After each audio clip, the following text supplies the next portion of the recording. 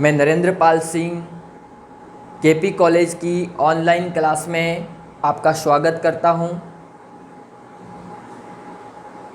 BA द्वितीय वर्ष का टॉपिक बलबन की उपलब्धियां लेकर आपके सामने उपस्थित हुआ हूं। हम बलबन की कुछ उपलब्धियां अगले वीडियो के अंतर्गत अध्ययन कर चुके हैं और कुछ उपलब्धियां अभी शेष रही हैं, वो इस वीडियो के अंतर्गत विस्तार से हम अध्ययन करेंगे। परीक्षा की दृष्टि से ये बलबन का बहुत अधिक महत्व रखता है। ये बीए द्वितीय वर्ष के अंतर्गत प्रश्न परीक्षा की दृष्टि बहुत इम्पोर्टेंट वक्त रखता है, इसके ऊपर आप ध्यान दीजिएगा। हम कल उपलब्धियां पढ़ी थी कि बलबन ने जैसे ही वह दिल्ली के राज सिंहासन पर बैठता है 1266 में, और वह कुछ सबसे पहले तो अपने केंद्रीय शासन को सुदृढ़ करता है, सेना का पुनर्गठन करता है, न्याय व्यवस्था कायम करता है, गुप्तचर व्यवस्था को अच्छी तरीके से बनाता है ताकि अपने दिल्ली के शासन की जड़ को मजबूत किया जाए। ये बलबन एक दास वंश का सबसे शक्तिशाली शासक था।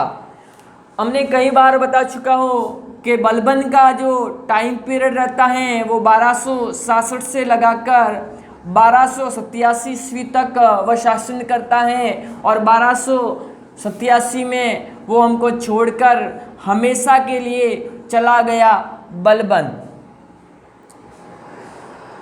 अगर हम बलबन की उपलब्धियों के बारे में अगर हम बात करें तो पहली जो उपलब्धि थी इसमें उपद्रवकारी तत्वों का दमन, तुर्गिल का विद्रोह, मंगोल संकट, सीमांत नीति, बलबन की मृत्यु, बलबन का चरित्र और मूल्यांकन के बारे में अध्ययन करेंगे। चलो, पहला अपना जो टॉपिक है उपद्रवकारी तत्वों का दमन, ये हमारा है दिल्ली। बलबन दिल्ली पर शासक बनता है 1266 में। कितने में बन गया शासक? तो दिल्ली के आसपास एक लुटेरा जाति रहती थी। एक तो मेवात की जाति, मेवात में मेवाती लोग रहते थे। मेवात में एक लुटेरा जाति रहती थी, ये मेवाती जिसको कहा जाता था, मेवाती कहा। और एक जाति रहती थी कटहरे में राजपूत जाति। ये जातियां लूटपाट करने का काम किया करती थी, लूटपाट करती थी। और जो जातियां लूटपाट करती हैं लुटेरे की श्रेणी में आती है। कौन से? लुटेरा। क्या कहलाई? लुटेरा। बलबन ने कई बार इन जातियों को समझाया कि भाई अपनी लूटपाट प्रवृत्ति पर थोड़ा नियंत्रण रखा जाए, लेकिन इन जातियों ने बलबन की ओर बिल्कुल ध्यान नहीं दिया। बलबन ने समझाने का प्रयास भी किया, लेकिन बलबन की ओर उन्होंने बिल्कुल ध्यान नहीं दिया। ये बलबन एक दिन इन मेवातियों के विरुद्ध अभियान चलाता है, और वो क्या, अभियान चलाने से पहले जहाँ ये जातियाँ मेवात जातियाँ ये जंगलों में रहती थी, तो उन्होंने सबसे पहले बलबन ने जंगलों को साफ करवाया। जंगलों को साफ करवाने के बाद में वहाँ पर सड़कें बनवाई और वहाँ पर अपनी सैनिक चौकियाँ स्थापित की। कहाँ पर? सैनिक चौकियाँ स्थापित की इस बलबन ने। फिर ये बलबन विशाल सेना लेकर मेवातियों पर अभियान चलाता है, विद्रोह करता है, युद्ध करता है। इस युद्ध में वह सैकड़ों मेवातियों को मौत के घाट उतार देता है और इतना नहशवार करता है कि सभी लोग उसको देखते ही रहते हैं। दूसरी अभियान वो कटरे के राजपूतों के विरुद्ध चलाता है। वहाँ पर भी ये भी जंगलों में ये जातियाँ निवास करती थी, जंगलों को साफ करवाता है। वहाँ सड़कें बनाता है और चौकियाँ स्थापित करता है, उनके विरुद्ध अभियान चलाता है, वहाँ पर रक्त और लोहे की नीति अपनाता है यह बलबन, और इन जातियों का वो क्या करता है, दमन। जैसे ही बलबन राज सिंहासन पर बैठता है तो उस समय वो दो उपद्रवी जाति मेवाती और कटरे के राजपूत शासकों के विरुद्ध विद्रोह करता है और इसका क्या करता है, दमन करता है। पहले पॉइंट के अंतर्गत उपद्रवकारी तत्वों का दमन। दूसरा अगर हम बात करें तुर्गिल का विद्रोह,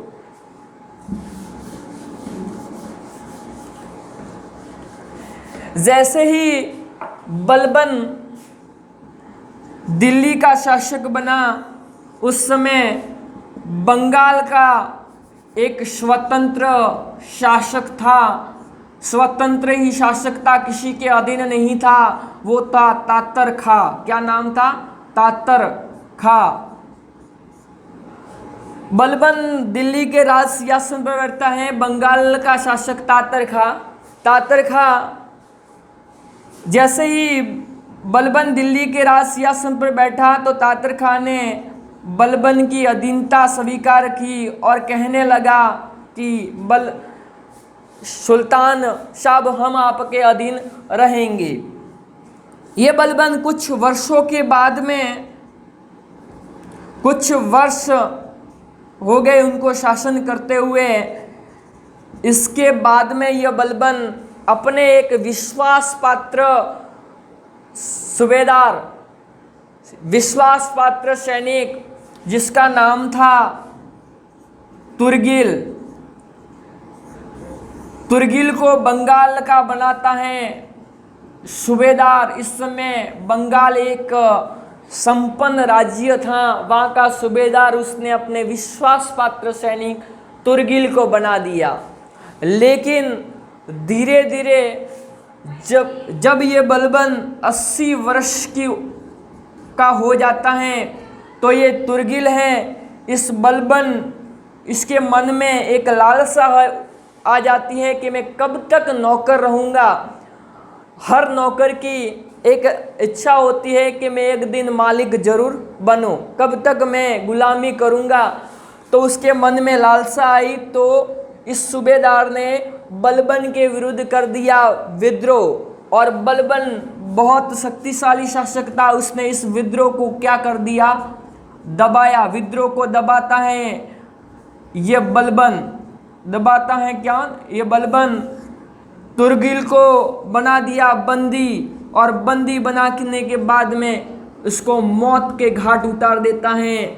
इसी प्रकार तुर्गिल को मौत के घाट उतारने के बाद विद्रोह का क्या करता है बलबन, दमन। बलबन दिल्ली के राज सिंहासन पर बैठने के बाद में बंगाल के शासक तुर्गिल बलबन के विरुद्ध विद्रोह करता है। तो बलबन इस विद्रोह को दबाने के लिए उनके विरुद्ध एक सेना भेजता है और इसके विद्रोह को दबाता है, और दबाने के बाद में तुर्गिल को बंदी बनाया जाता है और मौत के घाट उतार दिया जाता है। तीसरी अगर समस्या की बात करें, मंगोल संकट सीमांत नीति। कैसे,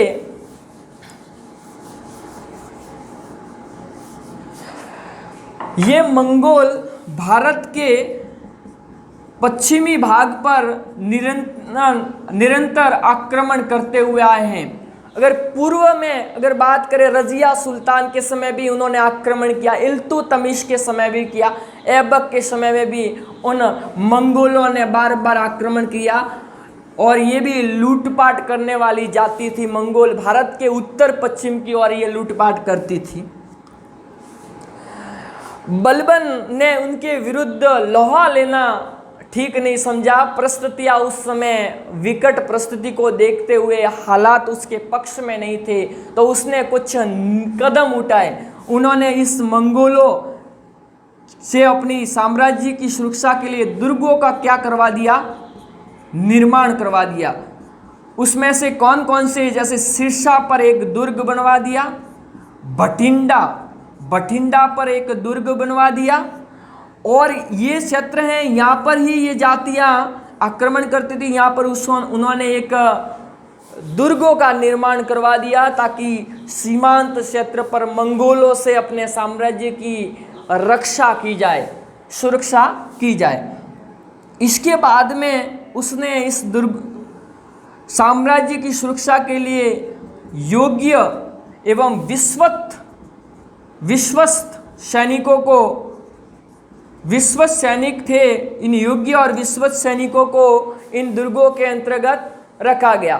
तीसरा काम इन मंगोलों से सुरक्षा के लिए वो करता है, पुराने जितने भी दुर्ग थे जो खंडर हो चुके थे, टूट चुके थे, उस दुर्गों का वो पुनः निर्माण करवाता है और निर्माण करवाने के बाद वहाँ अपने सैनिकों को रखता है। कौन? बलबन। फिर इसके बाद में दुर्गों का निर्माण करवा दिया, योग्य विश्वस्त सैनिकों को रख दिया, पुराने दुर्गों को उसने करवा दिया। इन सभी कदमों से उसने मंगोलों से सीमांत समस्या को शांत कर दिया। सीमांत समस्या थी, इनके सभी कदम के द्वारा सीमांत समस्या क्या हो गई? शांत हो गई। जैसे ही बलबन दिल्ली के राज सिंहासन पर बैठता है तो उस समय मंगोलों के आक्रमण बढ़ जाते हैं, जिसकी सुरक्षा के लिए बलबन कदम उठाता है और वो कहीं दुर्गों का, जैसे सिरसा भटिंडा दुर्गों का निर्माण भी करवाता है सुरक्षा के लिए। वहाँ पर योग्य और विश्वस्त सैनिकों को रखता है, पुराने दुर्गों का मरम्मत करवाता है, वहाँ सैनिकों को रखता है वो। इसी कारण वो शांति स्थापित करता है। तीसरी अगर हम बात करें बलबन की मृत्यु कैसे हुई, उनकी मौत कैसे हुई थी बलबन की।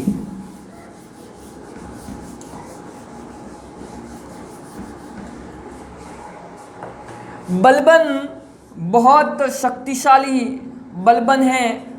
मैंने कई बार बताया बलबन बहुत शक्तिशाली शासक था। बलबन के कई पुत्र थे, लेकिन बलबन सबसे अधिक प्यार अपने एक बेटे से करता था जिसका नाम था महमूद खां, जिससे बहुत अधिक प्यार करता था ये बलबन। लेकिन अकाल आयु में ही उसके बेटे की क्या हो जाती है? मौत हो जाती है। कम अल्प आयु के अंतर्गत उसके बेटे की क्या हो जाती है? मौत हो जाती है, जिसके कारण बलबन को बहुत बड़ा दुख होता है और वो अपने आप को मृत प्राय मानने लगता है। क्या? मृत प्राय, और मृत्यु के समान अपने आप को मान लेता है। अपने बेटे महमूद खां से बहुत अधिक लगाव और प्रेम करता था बलबन, जिसकी अकाल आयु में ही मौत हो जाती है, जिसके कारण बलबन को बहुत बड़ा दुख हो जाता है, क्योंकि बलबन ने उसके जीते जी उसको दिल्ली का उत्तराधिकारी नियुक्त किया था। किसने? बलबन ने। किसको? महमूद खां को। लेकिन देखो इसकी अल्प आयु में ही मौत हो जाती है। एक इतिहासकार बर्नी लिखता है कि जैसे ही इसके बेटे महमूद खां की मौत हो जाती है, उस समय बलबन राजकाज चला रहा होता है। लेकिन राजकाज चला रहा होता है, लेकिन दरबार लगाया होता है, लेकिन वो दिखावे के तौर पर अपने बेटे के दुख में शोक प्रकट नहीं करता है। लेकिन इसके बाद में वो कमरे में आकर जोर जोर से फूट फूट कर रोने लगता है। कौन? बलबन। जैसे ही बलबन 1287 के अंतर्गत अपने बेटे की विरह वेदना में बहुत दुखी हो जाता है और गंभीर बीमारी से वो पीड़ित हो जाता है, और 1287 में वो हमेशा के लिए छोड़कर चला जाता है। कौन? बलबन। जैसे ही बलबन राज सिंहासन प्राप्त करता है, बलबन के कई पुत्र थे, बलबन सबसे अधिक प्यार अपने बेटे महमूद खां से करता है, लेकिन अल्प आयु में ही उसकी मौत हो जाती है, जिसके कारण बलबन बहुत दुखी होता है। एक इतिहासकार बर्नी कहता है कि जब उसके बेटे की मौत हो जाती है तो उस समय बलबन दरबार लगाया हुआ होता है, राजकाज का काम कर रहा होता है, लेकिन दिखावे के तौर पर वो एक इसके बेटे के प्रति शौक प्रकट नहीं कर पाता, और जब वो रात्रि के समय कमरे में आकर फूट फूट कर रोने लगता है, ऐसा इतिहासकार बर्नी कहते हैं। 1287 में उसकी मौत हो जाती है। तीसरे पॉइंट की अगर हम बात करें, बलबन का चरित्र और मूल्यांकन की बात करेंगे कि बलबन कैसा था।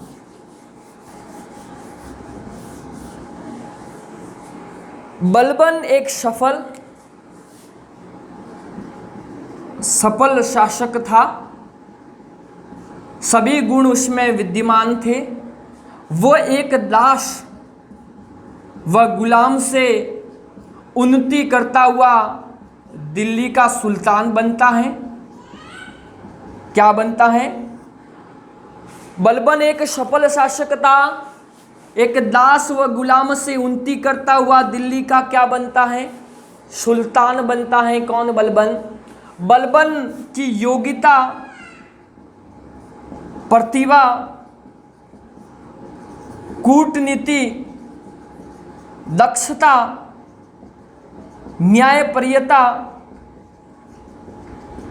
के कारण वो इतिहास में विख्यात हैं, इतिहास में प्रसिद्ध हैं, जिसके कारण वो अपनी योग्यता, प्रतिभा, कूटनीति, दक्षता, न्यायप्रियता, सैनिक कुशलता के कारण वो दिल्ली की खुशी प्राप्त करता है। कौन? बलबन। यही बलबन इतिहासकार निजामी नामक एक इतिहासकार हैं, वो कहते हैं कि बलबन एक अयोग्य और असफल शासक था। किसने कहा? निजामी ने। वो अयोग्य था, योग्य नहीं था, शासन करने के लायक नहीं था, अयोग्य और असफल व्यक्ति था। निजामी नामक इतिहासकार इसके बारे में व्यंग्य प्रहार करते हैं। इनके बारे में उपद्रवकारी तत्वों का दमन, तुर्गिल का विद्रोह, बंगाल संकट, सीमांत समस्या, बलबन की मृत्यु और बलबन का चरित्र और मूल्यांकन। आज ही बलबन का टॉपिक पूरी तरह से समाप्त हो गया है। अगले टॉपिक के अंतर्गत अलाउद्दीन खिलजी के बारे में पढ़ेंगे। बहुत प्रसिद्ध शासक हैं, परीक्षा की दृष्टि से बहुत इंपॉर्टेंट प्रश्न है, ये परीक्षा में आएगा, क्योंकि अलाउद्दीन खिलजी सिकंदर महान होने का सपना देखता है। कल अगले वीडियो के अंतर्गत हम अलाउद्दीन खिलजी को लेकर आपके सामने उपस्थित होंगे। तब तक इस वीडियो के ऊपर प्रतिक्रिया जरूर दीजिएगा। धन्यवाद।